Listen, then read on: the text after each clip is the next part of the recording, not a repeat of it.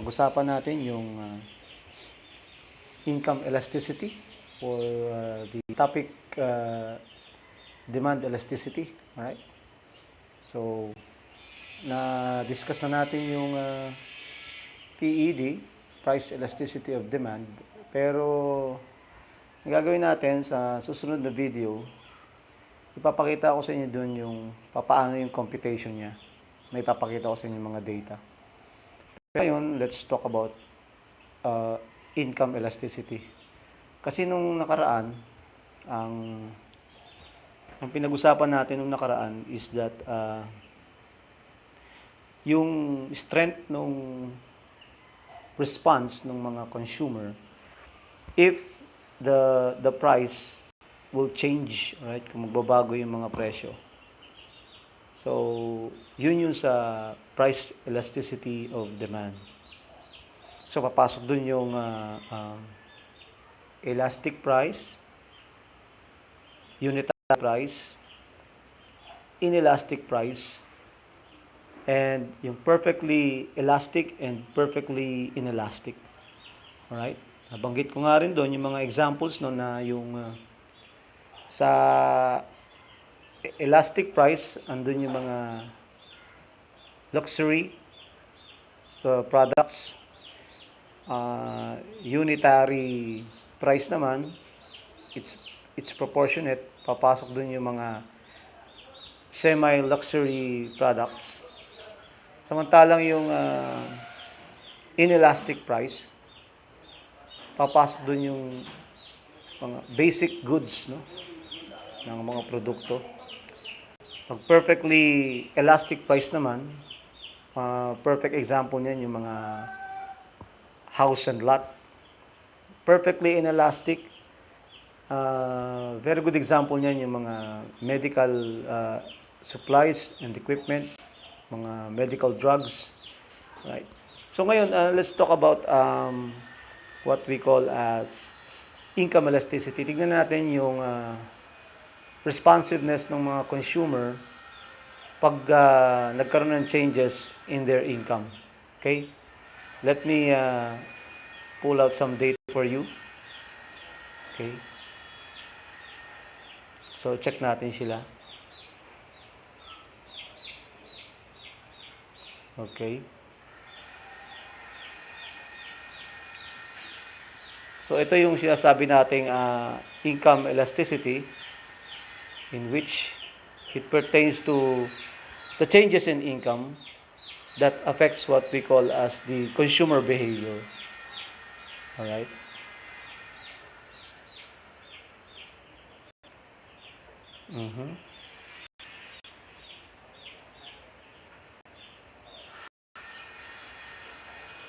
Okay, so for a while, I'm still checking the data here.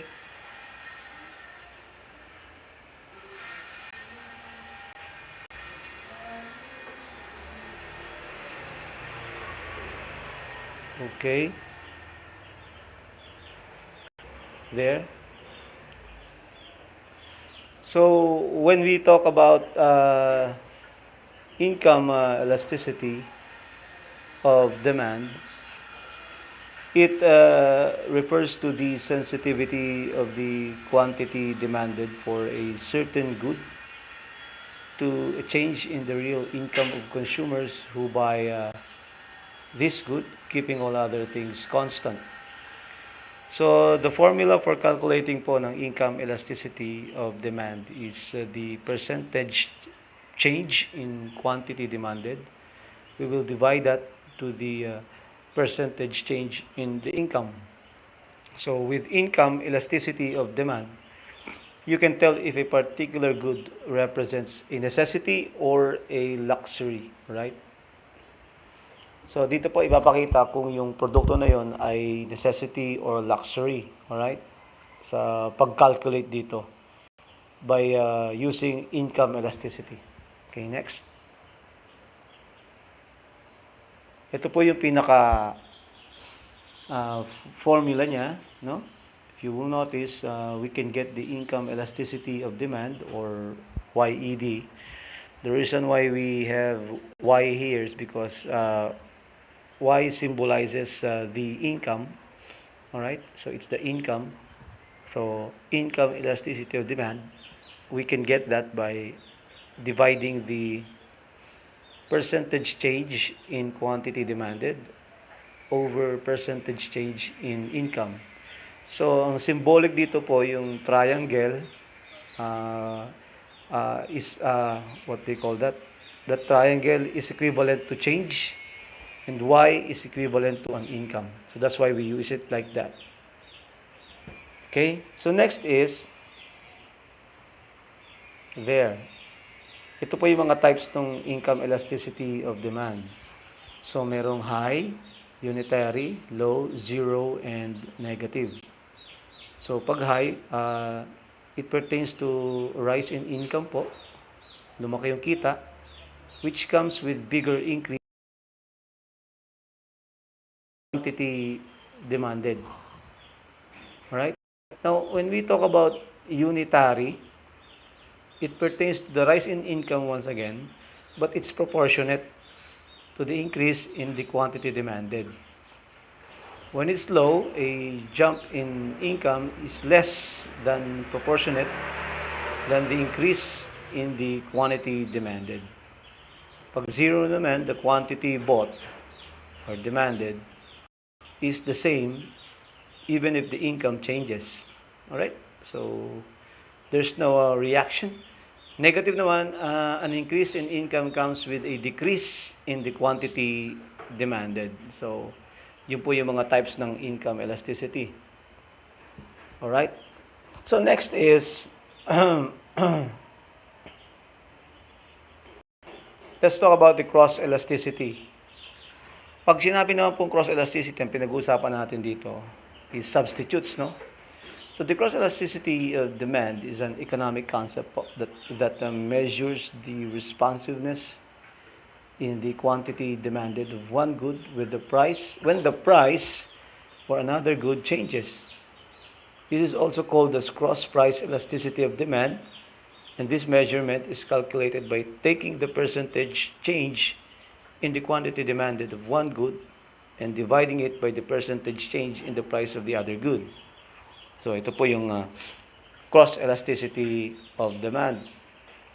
Tingnan po natin kung paano siya ginagawa, kino-compute here. So ito po yung kanyang formula. Alright? So we can get the cross price elasticity of demand by dividing the percentage change in the quantity demanded of good X over the percentage change in the price of good Y. Okay, so this is the formula for cross elasticity of demand. Okay? Now, let me show you the promotional elasticity demand. Ito yung bagong idinagdag po, no, natin. So, promotional elasticity of demand is an elasticity measuring the effect of an increase or decrease in advertising on a market naman. We're talking about advertisement. It is calculated by dividing the percentage change in the quantity demanded by the percentage change in advertising expenditures. So, dito naman po, we look at the advertisement, no? So that we can try to assess if there is what we call as a decrease or increase or a strong response in terms of the what we call as the change, you know.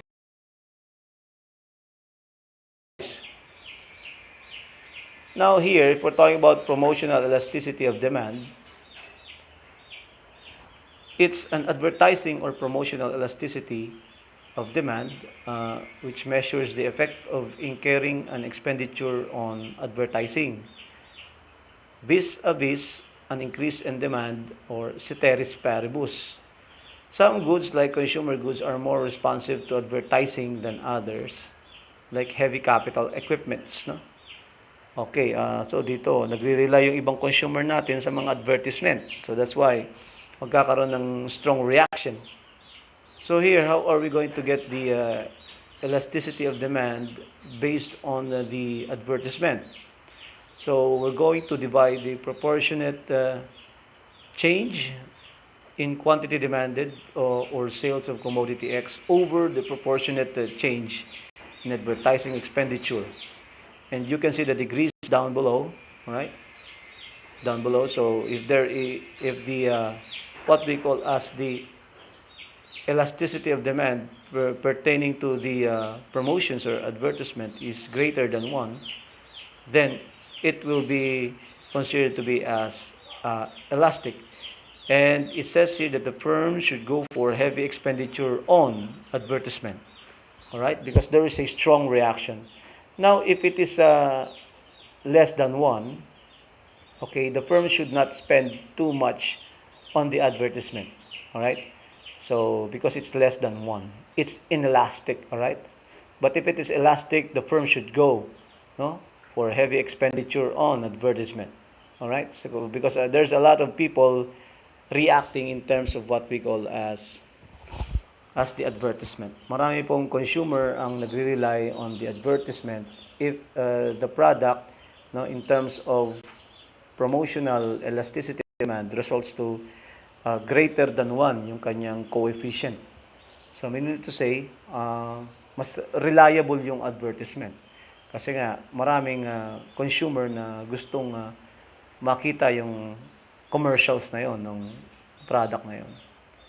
Okay, so siguro mga next video po naman, we're going to talk about the supply, elasticity of supply, because we've talked about elasticity of demand here. But before we go to